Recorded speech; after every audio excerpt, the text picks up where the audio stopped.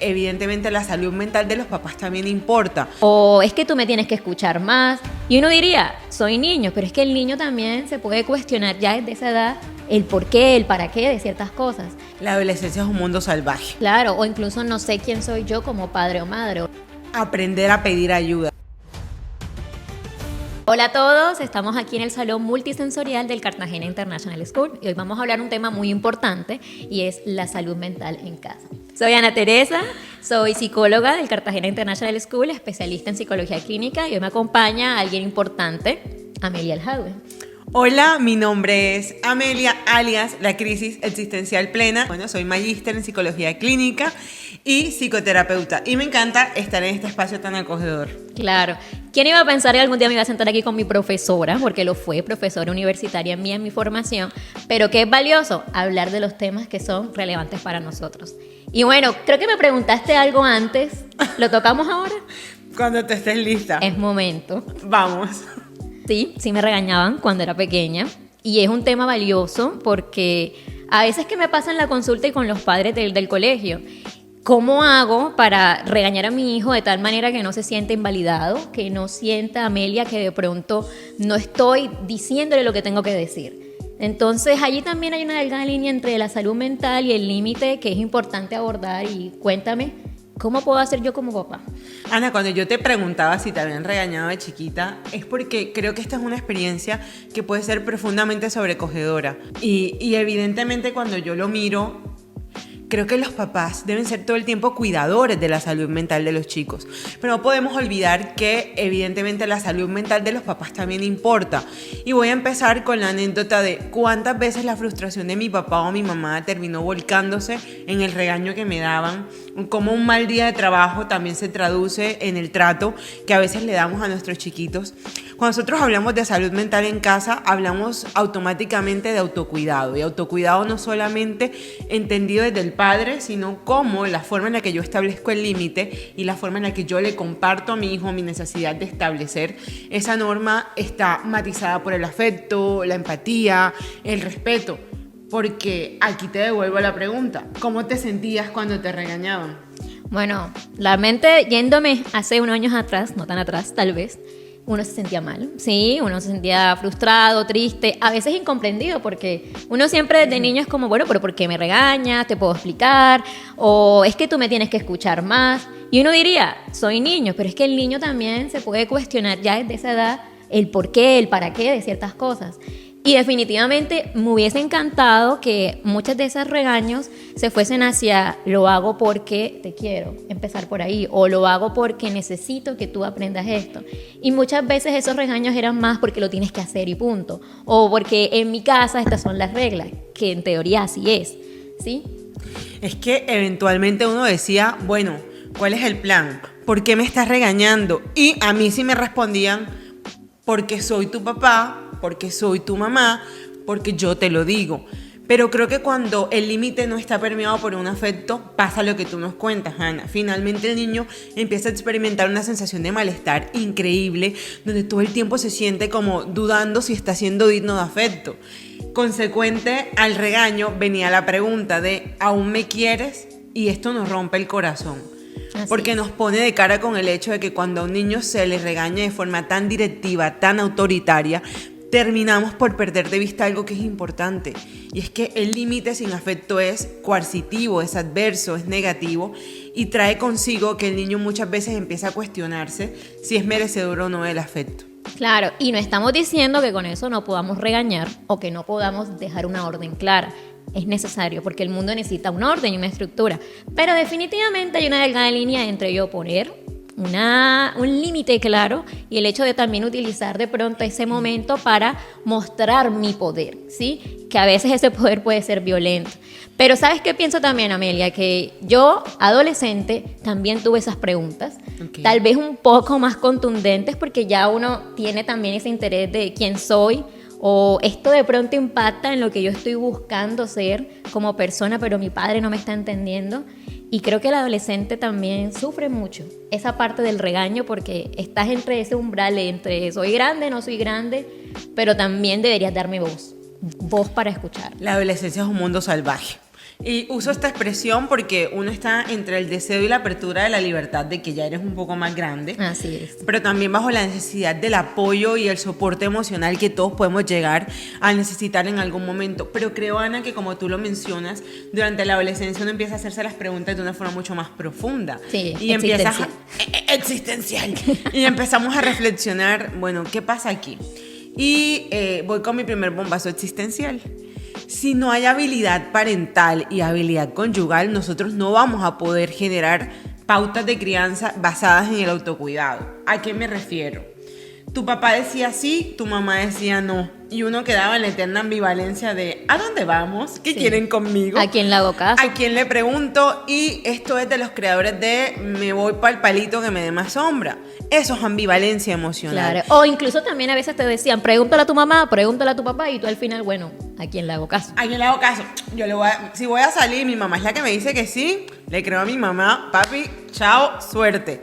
Replanteemos el asunto. Creo que cuando establecemos normas, debe haber un grado de cohesión entre lo que papá y mamá establece. Es decir, si hay buena habilidad conyugal, quiere decir que estos papás trabajan en un equipo sinérgico. Pero además, cuando hablamos de habilidad parental, es porque soy capaz de generar el equilibrio entre el afecto y la norma.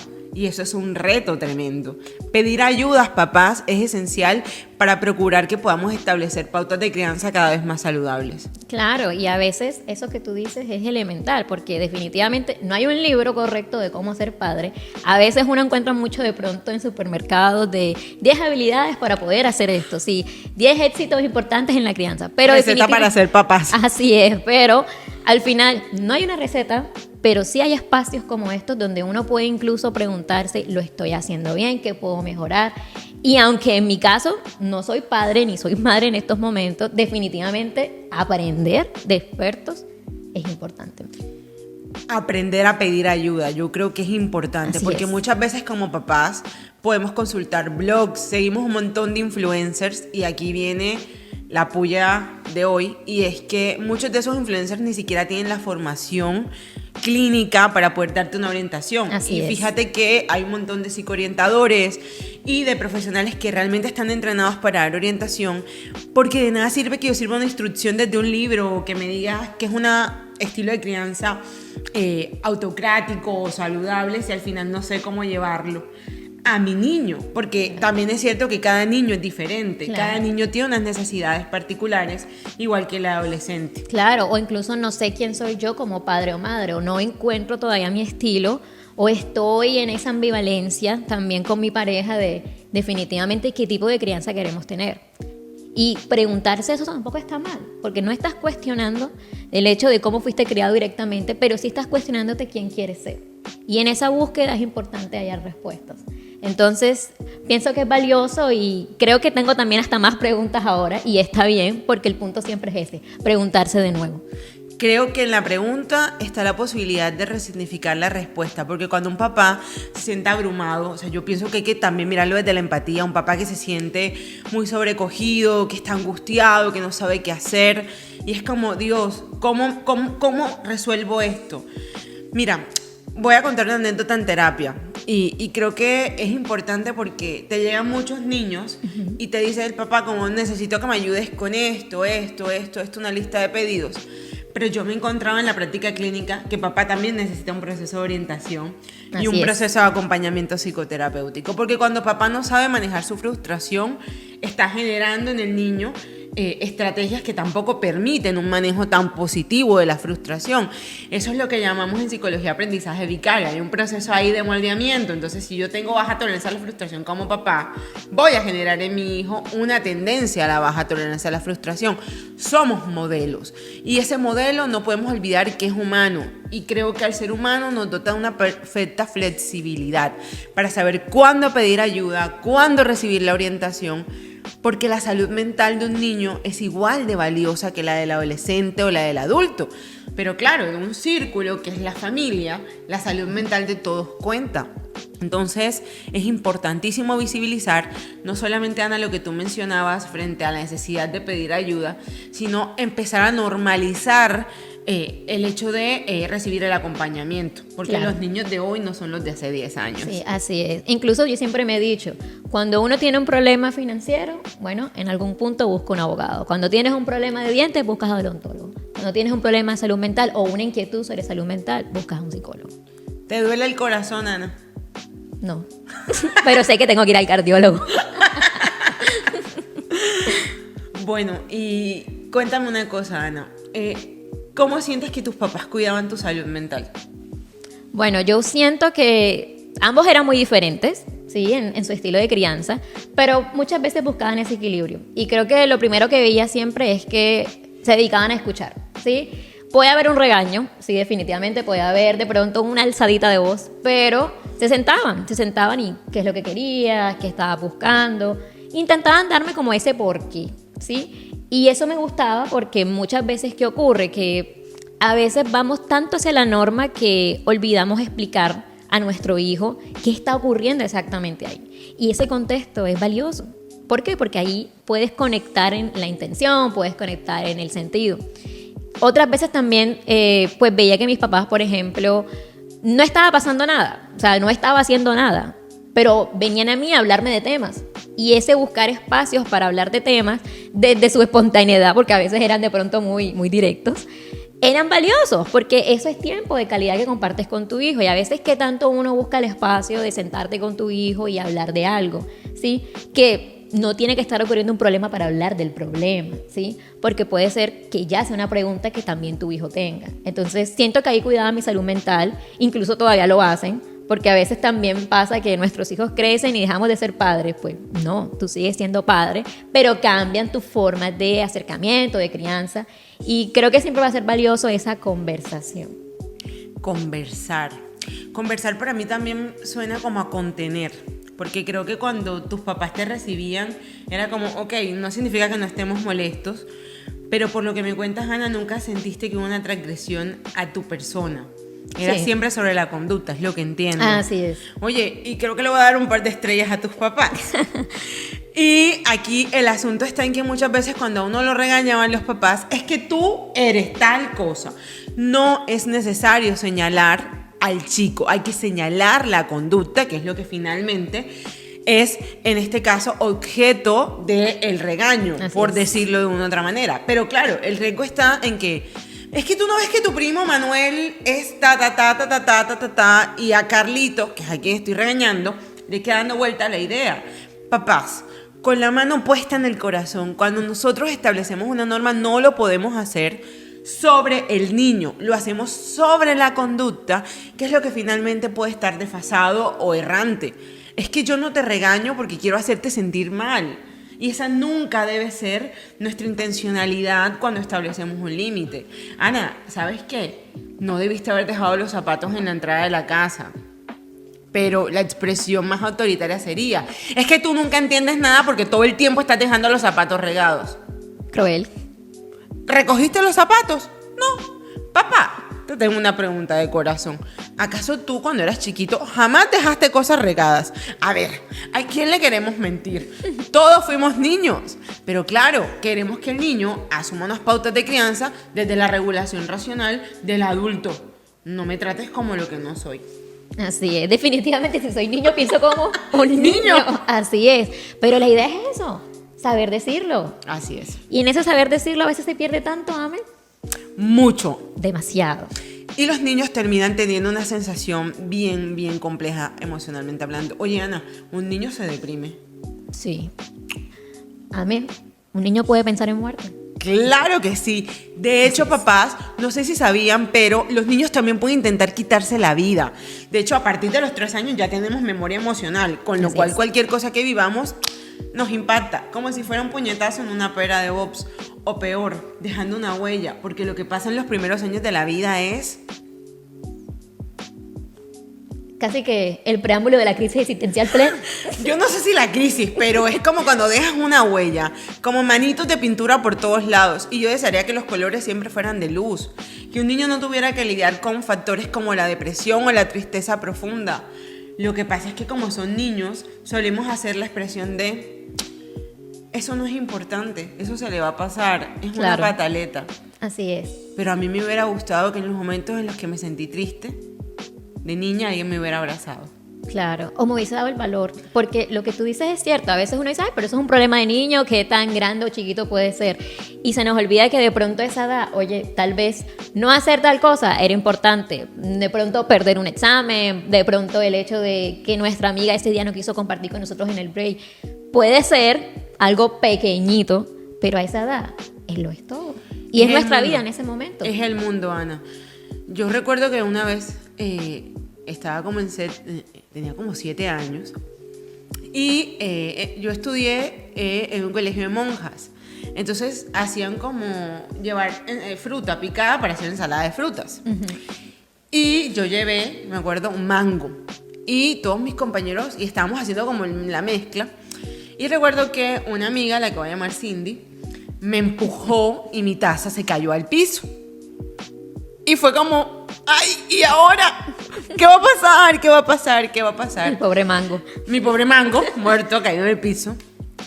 Pero yo recuerdo que ese día me fui con una tristeza tan profunda porque no había podido ser parte de la ensalada de frutas. Y ustedes dirán, bueno, Mile tiene 7 años. Llegué a mi casa y mi mamá me dijo, ¡ay! Eso no es nada. Y yo siento que eso a mí me dejó con una sensación de no me importa lo que sientes. Y probablemente si mi mamá escucha esto en este momento me va a decir, ¡ay! Muchacha, tú sí eres rencorosa.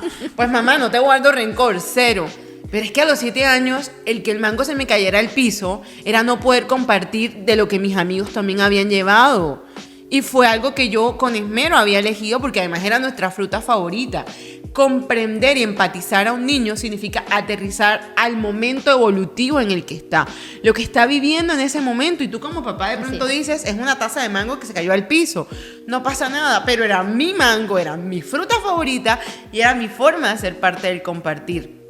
Papás, aquí estamos sentados en banquitos chiquitos. Yo les voy a pedir que se sienten en un banquito chiquito a la altura del niño, a la altura del adolescente y nos sentemos a tener una conversación horizontal, Ana. Así es, como la estamos teniendo. No hay regaños, estamos hablando, pero no significa que definitivamente no lo pueda hacer en algún punto. Total. Por ejemplo, hay algo que a mí me pasa mucho y es que cuando tú estás grande entiendes un poco más a tus padres, pero también entiendes cosas que ellos pudieron haber escuchado más. Es ahora que yo me digo, oye, ya entiendo por qué mi papá no me dejaba llegar tan tarde de los quinceañeros. Bueno, tantas cosas y peligros, ¿verdad? Pero definitivamente a esa edad uno no lo entiende. Y qué bueno hubiese sido, oye, explicar por qué estaba pasando eso, a qué se debía, porque yo no podía llegar de pronto a las 2 de la mañana. Tampoco estoy diciendo que yo quería eso, pero definitivamente, y si lo hubiese querido, Ana, si querías. no lo puedo decir, soy la psicóloga del colegio. Ay, ay, ay, ay, ay. Pero qué bueno hubiese sido explicar el contexto allí. Es que, ¿sabes? A mí me decían que era porque confiaban en mí, pero no confiaban en el mundo. Y yo era como, ¿sabes? Si no confías, no hay confianza. Pero creo que ahora que tengo 32, no tengo hijos, pero tengo sobrina, adolescente en su momento, puedo entender que muchas veces los riesgos cuando te digo llegas a las 12 o voy por ti a las 12 no es porque quiera ser mamá cantaletosa, sino porque entiendo que hay cosas que podemos ir viviendo en la medida en que adquirimos conciencia de autonomía. Y creo que el adolescente todavía está con algo que yo uso mucho en clase y es como que quiero la libertad del adulto, pero quiero la responsabilidad de un niño. Así es, tal cual.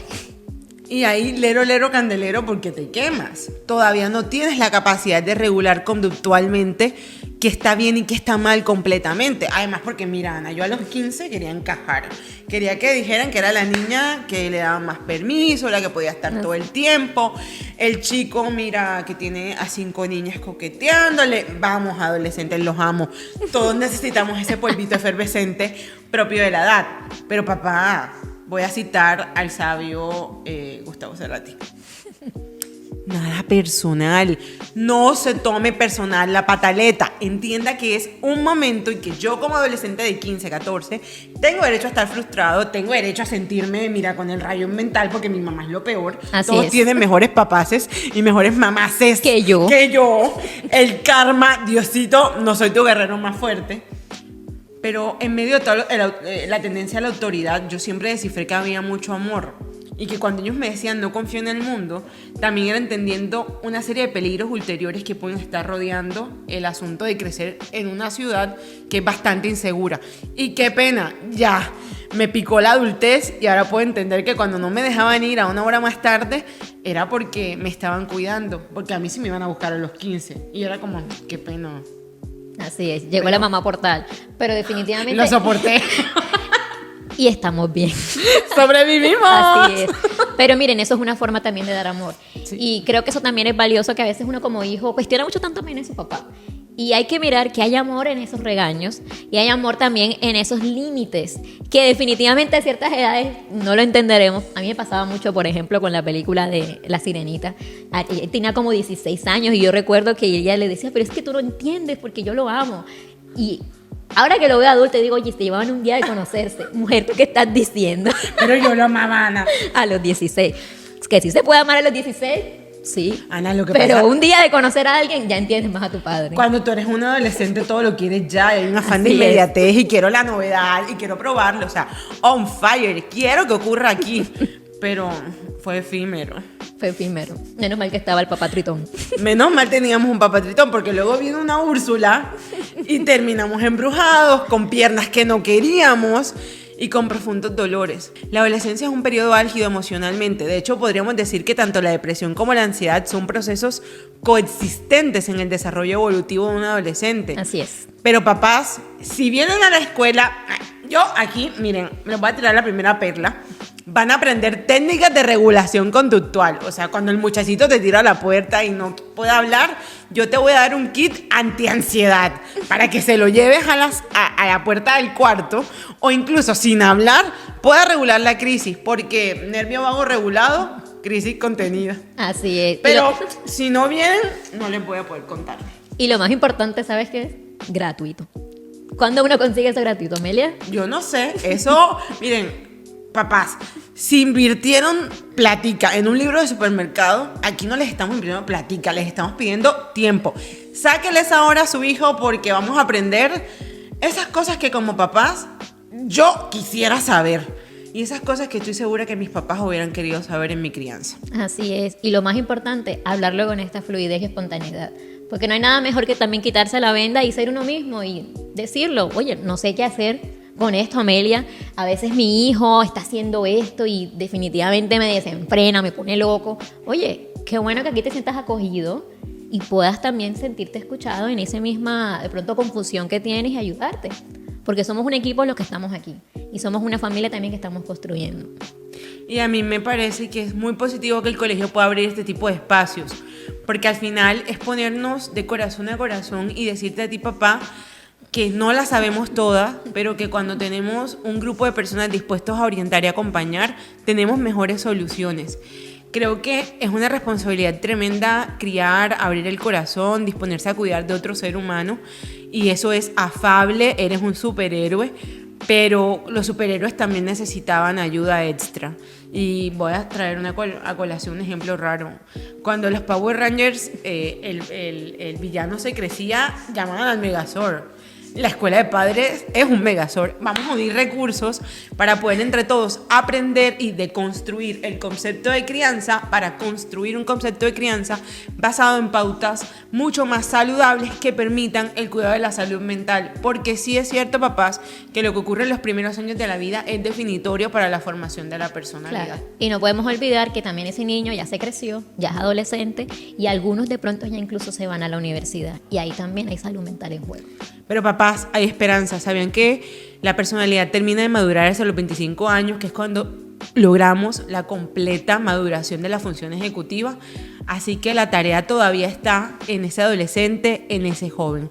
Recuerden que hablar salva vidas y que una conversación a tiempo puede hacer que podamos cuidar de ese ser que amamos con tanta profundidad, que a veces en el afán de corregir podemos llegar a ser groseros, pero eso no es algo juzgable. Creo que al final son actos de amor, pero cuando mezclamos la empatía con el amor, seguramente tenemos conversaciones mucho más saludables, que sí son una forma de cuidar la salud mental durante toda la crianza. Así es. Y dentro de todo lo que dices, que es valioso, Entonces está en un punto clave y es que la personalidad. A veces siempre escucho, es que la personalidad de mi hijo, la personalidad de mi hijo. Tu hijo no tiene personalidad. ¿En qué sentido? O sea, todavía no se está formando. Sí, no está definida, no podemos decir es esto o esto. Ana, soy un barrilete. Total, estás tomando ciertos rasgos que se están dando y que luego cuando ya seas un adulto joven, como bien lo dices, a los 25 años, que hasta ya se desarrolla la corteza prefrontal, ya estás más claro. Mientras tanto, ¿qué eres? Como un de todito. Sí. Picante o no de pronto. Picante el naranja. Pero ¿sabes algo? Se la voy a poner así, papás, para que entendamos el concepto de personalidad. El 50% de la personalidad de sus hijos es resultado de su genética. Es decir, están siendo también algo de lo que ustedes son. La otra mitad se moldea por el contexto. Y como somos existenciales, aquí viene el bocadillo, la mitad es libertad. La forma en la que el niño elige relacionarse con los eventos terminará siendo configuradora de su personalidad. Pero mientras tanto, pueden ser un día muy obsesivos, otro día muy depresivos, otro día súper histriónicos y están girando sobre una serie de formas de establecer y construir su yo. Y yo pienso que para que un yo pueda moldearse sanamente, también necesita un buen soporte emocional. Y ese buen soporte emocional son ustedes.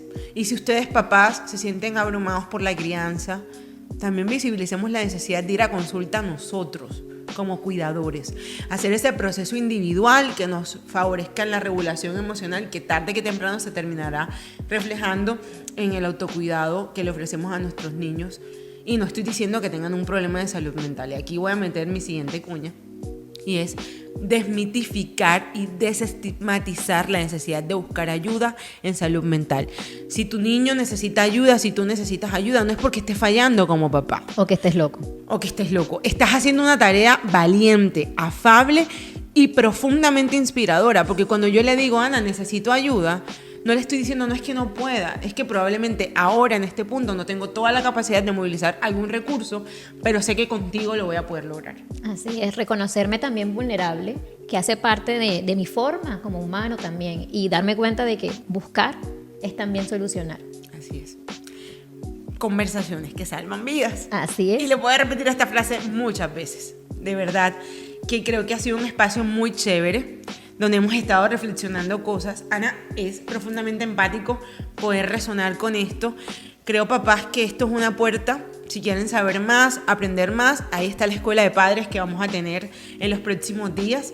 Ese sábado vamos a estar como compartiendo ese espacio con todos. Quiero que sea un espacio técnico, pero también muy vivencial, donde podamos compartir y que sobre todo podamos disfrutar de un espacio de aprendizaje y de co-construcción. Así es, los esperamos y no se lo pierdan, su casa también es el International. Bueno, muchas gracias por este espacio y les mandamos un abrazo enorme.